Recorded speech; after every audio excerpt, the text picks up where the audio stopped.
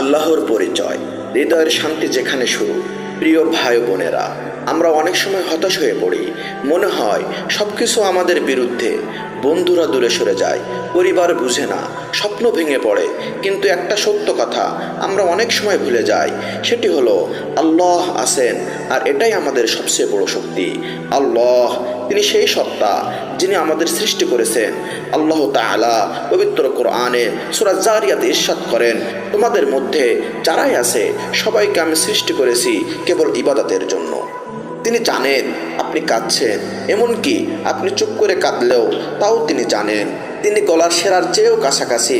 তিনি সূরা কফে ইরশাদ করেন, আমি তো গলার সেরার চেয়েও নিকটবর্তী। আপনি যদি পৃথিবীর সবাইকে হারিয়ে ফেলেন, তবুও যদি আল্লাহকে পেয়ে যান, আপনি কিছুই হারাননি।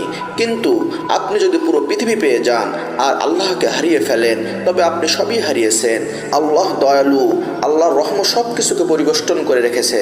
আপনি যদি পাপী হন, তাও আল্লাহ আপনাকে ক্ষমা করতে চান। আপনি যদি গুনাহে ডুবে থাকেন, তাও আল্লাহ চান আপনি ফিরে আসুন। তিনি ক্ষমাশীল, তিনি ভালোবাসেন, তিনি আর রহমান, তিনি আল ওয়াদুদ। তিনি এমন এক রব যার দরজা কখনো বন্ধ হয় না। যখন সবাই আপনাকে ফিরিয়ে দেয়, আল্লাহ বলেন, তোমার প্রভু বলেছেন আমাকে ডাকো, আমি সাড়া দেব।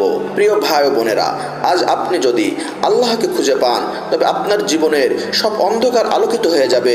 সেজন্য আজ থেকেই, এখন থেকেই চলুন আল্লাহর সঙ্গে আমাদের সম্পর্কটা নতুন করে শুরু করি।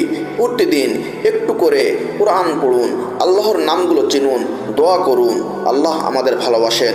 চলুন আমরাও আল্লাহকে ভালোবাসি।